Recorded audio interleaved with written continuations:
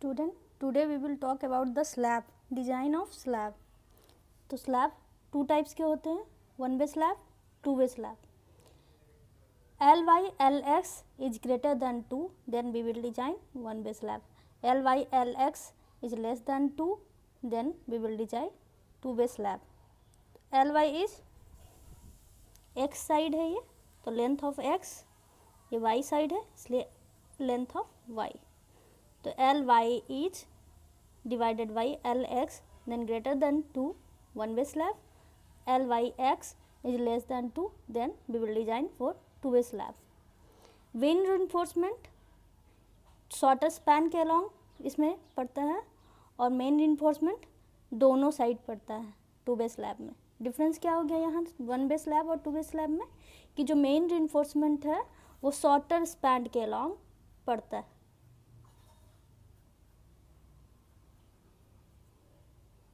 और जो main reinforcement two way slab में हो गया वो दोनों साइड शॉर्टर लॉन्गर दोनों, ये शॉर्टर साइड में और ये लॉन्गर स्पैन में भी मेन इन्फोर्समेंट पड़ेगा. डिस्ट्रीब्यूशन इन्फोर्समेंट लॉन्गर स्पैन में और मेन इन्फोर्समेंट शॉर्टर स्पैन में वन वे स्लैब में होता है और टू वे स्लैब में मेन इन्फोर्समेंट ओनली होता है, डिस्ट्रीब्यूशन इन्फोर्समेंट नहीं होता है. Difference between one way and two way slab. One way slab longer span divided by shorter span greater than 2 or equal to, then one way slab. Longer span by shorter span less than 2, then two way slab. Longer span, shorter span. Supported by beam from two opposite side. Two opposite side में beam से supported होता है और generally longer span में ही beam से supported होता है और इस डायरेक्शन में शॉर्टर स्पैन में मेन इन्फोर्समेंट पड़ता है और लॉन्गर स्पैन में डिस्ट्रीब्यूशन इन्फोर्समेंट. और ये supported by beam from four side, चारों साइड से बीम से सपोर्टेड होता है. स्पैन स्लैब हमारा जो स्लैब होता है वो चारों साइड से बीम से सपोर्टेड होता है और दोनों साइड मेन इन्फोर्समेंट पड़ता है. डिस्ट्रीब्यूशन इन्फोर्समेंट इसमें नहीं होता है, दोनों साइड मेन इन्फोर्समेंट. ठीक है. Third difference between one way and two way slab. Longer span, shorter span, distribution bar हमारा लॉन्गर स्पैन के अलॉन्ग है और मेन इन्फोर्समेंट हमारा शॉर्टर स्पैन के अलॉन्ग है. ये हमारा मेन इन्फोर्समेंट है और ये हमारा डिस्ट्रीब्यूशन बार्स है. तो main enforcement in only one direction and along the shorter span. One direction में होता है मेन इन्फोर्समेंट और टू वे स्लैब में मेन इन्फोर्समेंट बोथ साइड होता है. इधर भी मेन इन्फोर्समेंट है और ये भी मेन इन्फोर्समेंट है. एक्स एक्सिस और बाई एक्सिस या लॉन्गर स्पैन और शॉर्टर स्पैन दोनों में ही main reinforcement two way span में होता है. Load distribution longer span, shorter span, it carry load along one direction only. Beam हमारा यहाँ प्रोवाइडेड है तो मेन डिस्ट्रीब्यूशन बार के थ्रू लोड ट्रांसफ़र होता है बीम में, इसलिए सिर्फ इस डायरेक्शन में और इस डायरेक्शन में मतलब ये वाले पैरेलल डायरेक्शन में लोड कैरी होता है. और चूँकि मेन इन्फोर्समेंट और बीम चारों साइड इसमें अवेलेबल है इसलिए it carry load along both direction, दोनों डायरेक्शन, एक्स एक्सिस और बाई एक्सिस, एक्स डायरेक्शन और बाई डायरेक्शन दोनों में ही लोड हमारा डिस्ट्रीब्यूशन हो रहा है. ये मेन इन्फोर्समेंट इधर भी ट्रांसफ़र कर रहा है और मेन इन्फोर्समेंट इधर भी ट्रांसफ़र कर रहा है लोड को. Okay. It carry load along both direction. The thickness of slab is more. One way slab का थिकनेस मोर होता है, less compare to one way slab और compare to one way slab इसका thickness कम होता है. One way slab less economical और two way slab more economical. Less economical कैसे होता है? वन वे स्लैब एक तो थिकनेस ज़्यादा है तो मटेरियल ज़्यादा यूज होगा और लेस इकोनॉमिकल इसलिए भी है क्योंकि इसमें मेन इन्फोर्समेंट भी यूज हो रहा है और डिस्ट्रीब्यूशन इन्फोर्समेंट भी यूज हो रहा है. और ये मोर इकोनॉमिकल इसलिए है क्योंकि थिकनेस कम है, मटेरियल कम यूज हो रहा है और main enforcement only provided, distribution one नहीं provided. There are some codal provision for slab. Minimum thickness 125 mm, nominal cover minimum 20 mm which can be reached to 15 mm for mild exposure, bar diameter 12 mm or less. ठीक है, minimum thickness हमारा slab का कितना हो जाएगा 125 और minimum cover 20 mm 15 mm भी हो सकता है. कोडल प्रोविजन किसके हिसाब से हमारे पास है IS 456/2000. उसमें गिवन है हमारा कि स्लैब डिजाइन अगर हम लोग करते हैं तो उसमें कोड के हिसाब से क्या क्या प्रोविजन होना चाहिए. तो minimum thickness 125, minimum cover 20 mm which can be reach to 15 mm.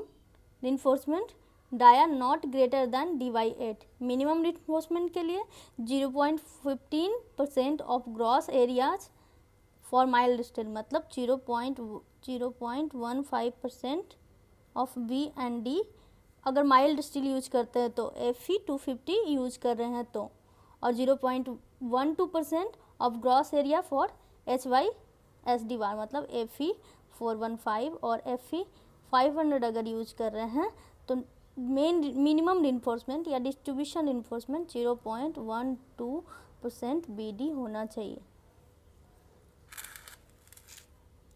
Note the minimum reinforcement या minimum value is for both orthogonal direction. दोनों डायरेक्शन के लिए है मिनिमम जो रिइंफोर्समेंट है हमारा. This provided to take care of shrinkage and temperature effect. ये इसलिए प्रोवाइड किया जाता है ताकि ये बचाव करे श्रिंकेज और temperature effects. Maximum spacing of main bar should not be more than 3D और 300 mm which ever is less. हमारे कोड बुक में गिवन है कि मैक्सिमम मेन बार जो हमारा है उसका मैक्सिमम स्पेसिंग दो मेन बार के बीच का डिस्टेंस 3D और 300 mm से जो भी लेस होगा वो प्रोवाइड करेंगे. Maximum spacing of distribution war enforcement should not be more than 5D और 300 mm which ever is less. Maximum spacing distribution जो हमारा डिस्ट्रीब्यूशन वार होगा उसके बीच का spacing not more than 5D और 300 mm, और या दोनों में से जो लेस होगा वो हम डिस्ट्रीब्यूशन बार के स्पेसिंग के लिए प्रोवाइड करेंगे. स्लैब कितने टाइप्स के होते हैं? 2 टाइप्स के होते हैं, 1 वे और 2 वे स्लैब. इसके बीच का डिफरेंस क्या है और कोडल प्रोविज़न क्या क्या है रिगार्डिंग डिजाइन ऑफ स्लैब. अब देखते हैं design procedure for 1 way slab, मतलब डिजाइन स्टेप्स. क्या क्या डिजाइन स्टेप्स आएंगे हमें डिज़ाइन करना है स्लैब को, तो कौन कौन से स्टेप्स फॉलो किया जाएगा. तो step number first, calculate suitable depth for the slab. सबसे पहले डेप्थ स्लैब के लिए हम लोग सुटेबल डेप्थ फाइंड करेंगे. तो मिनिमम क्या गिवन था कोडल प्रोविजन के हिसाब से मिनिमम 125, मैक्सिमम उससे ज़्यादा हो सकता है. ठीक है, तो calculate suitable depth for the slab D equal to span by base value into modification factor. Span जो भी गिवन रहेगा वो यहाँ पुट करेंगे. बेस वैल्यू सिंपली सपोर्टेड अगर बीम है तो 20 होता है, मॉडिफिकेशन फैक्टर 1.6 होता है. कैपिटल D मतलब टोटल D, ये इफेक्टिव डेप्थ है, ये टोटल डेप्थ है. तो effective depth plus clear cover कहाँ तक होता है प्रोवाइडेड है, तो इसका लेंथ क्लियर कवर हो गया, और अगर सेंटर से हम लोग लेंथ लेते हैं तो इफेक्टिव कवर हो गया. तो क्लियर कवर, ये क्लियर कवर, तो clear cover plus dia of bar. यहाँ अगर ये डायमीटर है तो डाया ऑफ वार बाई 2, तो टोटल मिला के ये टोटल मिला के इफेक्टिव कवर हो गया. Effective cover. Step 2, effective span length L effective. हमने सबसे पहले डेप्थ निकाल लिया, अब स्पैन लेंथ इफेक्टिव लेंथ हम लोग निकाल रहे हैं. तो first centre to centre distance और clear span plus effective depth, दोनों में से जो लेस होगा हम लोग L इफेक्टिव प्रोवाइड करेंगे. कैलकुलेट डेल L, WU factor moment, MU and shear force. यहाँ स्टेप 3 में हमें 3 वैल्यू फाइंड करना है, WU फैक्टर लोड और फैक्टर मोमेंट, MU और शियर फोर्स. MU फाइंड करने के लिए formula WU L² divided by 8. VU find करने के लिए formula WU into L divided by 2. Fourth step में check for effective depth of slab. जो हमने स्टेप 1 में इफेक्टिव डेप्थ प्रोवाइड करा है वो सही है कि नहीं इसके लिए हम उस चेक करेंगे। Step 4, check for effective depth of slab. जो हमने स्टेप 1 में इफ़ेक्टिव डेप्थ कैलकुलेट करा है वो सही है नहीं है कि नहीं इस सेक्शन के लिए, और इस मोमेंट ऑफ रेजिस्टेंस के लिए जो सेक्शन में अकर हो रहा है उसे चेक करने के लिए हम लोग फाइंड करेंगे चेक फॉर इफ़ेक्टिव डेप्थ। कैसे फाइंड करेंगे? MU लिमिट कर देंगे, फॉर्मूला हम लोग MU = QBD² कर देंगे, डेप्थ निकल जाएगा। B की जगह पे हम लोग यहाँ 1000, कोई भी स्लैब का डिज़ाइन हम लोग करेंगे तो हम लोग B = 1000, 1 मीटर के लिए हम लोग सब कुछ डिज़ाइन करते हैं स्लैब में। जब स्लैब डिज़ाइन करेंगे तो हम लोग बिड्थ, जो हमारा बिड्थ है वो 1 मीटर के लिए डिज़ाइन करेंगे। नोट, D जो कैलकुलेटेड है should be less than D assumed in step first. जो हमारा D यहाँ कैलकुलेट हुआ है वो हमारा D जो फर्स्ट स्टेप में कैलकुलेट करा उससे लेस होना चाहिए। अदरवाइज D को आपको अगर ग्रेटर हो जाता है या D जो है ग्रेटर हो जाता है स्टेप फर्स्ट में जो D है उससे, तो हमें फिर से इंक्रीज करके, डेप्थ को इंक्रीज करके हमें फिर से डिज़ाइन करना होगा। स्टेप 2 और स्टेप 4 को फिर से फॉलो करके फिर से हमें डेप्थ फाइंड करना होगा। Next step, area of reinforcement AST। पहले भी हम AST इसी फॉर्मूला के थ्रू निकालते थे। MU = 0.87 FY AST D × 1 - AST by FY divided by BD FC के B हम लोग प्रोवाइड करेंगे 1000 mm। स्पेसिंग, जो मेन इन्फोर्समेंट का स्पेसिंग है हमने कोडल प्रोविजन में पढ़ा 3D और 300 mm, या स्पेसिंग का एक फॉर्मूला है। इन तीनों में से जो लेस होगा वो हम लोग मेन इन्फोर्समेंट के लिए स्पेसिंग प्रोवाइड करेंगे। AST should not be less than AST minimum. हम लोग AST मिनिमम से भी चेक करेंगे कि AST जो हमने प्रोवाइड किया है मैक्सिमम से ज़्यादा नहीं होना चाहिए और मिनिमम से कम नहीं होना चाहिए। प्रोवाइड डिस्ट्रीब्यूशन वार AST मेन इन्फोर्समेंट, ये मेन इन्फोर्समेंट के लिए है। AST मेन इन्फोर्समेंट के लिए। स्टेप 6 में क्या करेंगे? प्रोवाइड करेंगे distribution bar. In one way slab distribution enforcement is provided in the longer span. Longer span में प्रोवाइड करते हैं along the shorter span. 0.0 distribution bar निकालने का formula 0.012% of B × D cross sectional area B = 1000 mm हम लोग provide करेंगे। अब हमने यहाँ तक क्या किया कि सेक्शन को डिज़ाइन स्टेप 6 तक कर लिया। जो हमारा स्टेप 6 है ये हमारा last design step for slab यहाँ तक हमारा डिज़ाइन हो गया। लेकिन अब क्या करना है नेक्स्ट स्टेप में हमें, कि अगर सेक्शन हमने डिज़ाइन कर लिया है, अब क्या करेंगे हम लोग, जो हमने डिज़ाइन करा है वो सही है कि नहीं सर्विसिबिलिटी के लिए, उसके लिए हम लोग चेक करेंगे। चेकिंग में हमने पहले डिज़ाइन कर चुका है, हमारा सेक्शन डिज़ाइन हो गया है। अब उस सेक्शन डिज़ाइन जो हो गया है उससे चेक करेंगे कि वो सही है कि नहीं, हमारा फ्यूचर में उससे डिज़ाइन से कोई दिक्कत तो नहीं आने वाला है, तो उसके लिए हम लोग चेक करेंगे। तो चेक में क्या करेंगे? Step 1 check for shear reinforcement. सबसे पहले शियर इन्फोर्समेंट के लिए चेक करेंगे कि हमारे सेक्शन में शियर इन्फोर्समेंट की ज़रूरत है कि नहीं। तो क्या करेंगे? टाउ वी निकालेंगे सबसे पहले, VU/BD। टाउ वी वैल्यू आ जाएगा हमारा। टाउ सी फाइंड करेंगे बाई कोड बुक के थ्रू।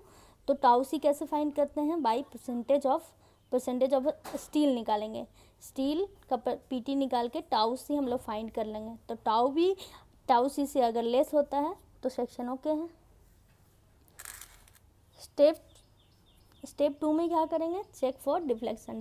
डिफ्लेक्शन के लिए सेक्शन को चेक करेंगे कि वो डिफ्लेक्शन में सही है कि नहीं। तो ये हमारा कोड बुक में दिया हुआ है, क्लाउस 23.2.1 पेज नंबर 37 से 38 के बीच में, IS 456 2000 में। और डिफ्लेक्शन के लिए चेक करेंगे, अगर FE 250 का स्टील यूज कर रहे हैं तो L length Y divided by D = 35 simply supported beam में होना चाहिए, और LYD = 40 कैंटिलीवर बीम में होना चाहिए। अगर FE 250 यूज कर रहे हैं तो HYSD बार यूज कर रहे हैं तो LYD <= 28 सिंपली सपोर्टेड बीम के लिए, LYD <= 32 कंटिन्यूअस बीम के लिए होना चाहिए डिफ्लेक्शन चेक के लिए। Step 3, check for development length, clause 26.2.3.3 B, page number 44 में गिवन है कि फॉर्मूला ये गिवन है आपका कोड बुक में, MU by VU plus L0 should be greater than LD। LD का फॉर्मूला हमारा हो गया 0.87F/5 divided by 4 tau BD। Tau BD हमारा कोड बुक से मिलेगा पेज नंबर IS 456 में, पेज नंबर 43 में। MU प्लस VU जिस ग्रेड का हम लोग स्टील यूज करेंगे उसके हिसाब से हमारा टाउ BD मिल जाएगा कोड बुक से। MU निकाल लेंगे, MU VU प्लस L0 निकाल लेंगे, और ये वैल्यू अगर ग्रेटर होता है LD से तो सेक्शन ओके। सेक्शन डिज़ाइन करने के बाद जो हमने सारा चेक वगैरह कर लिया डिफ्लेक्शन, शियर और डेवलपमेंट लेंथ के लिए, उसके बाद अगर सारा ओके है तो हम लोग सेक्शन का डिटेलिंग करेंगे, डिज़ाइन करेंगे। ये हमारा स्पैन लेंथ हो गया, ये हमारा इफ़ेक्टिव लेंथ हो गया, L इफ़ेक्टिव हो गया हमारा, और ये हमारा डेप्थ, ये टोटल डेप्थ, ये मेन रिइंफोर्समेंट बार हो गया, और ये बेंटअप बार हो गया। ये भी मेन रिइंफोर्समेंट है और ये भी मेन रिइंफोर्समेंट है, ये डिस्ट्रीब्यूशन रिइंफोर्समेंट है।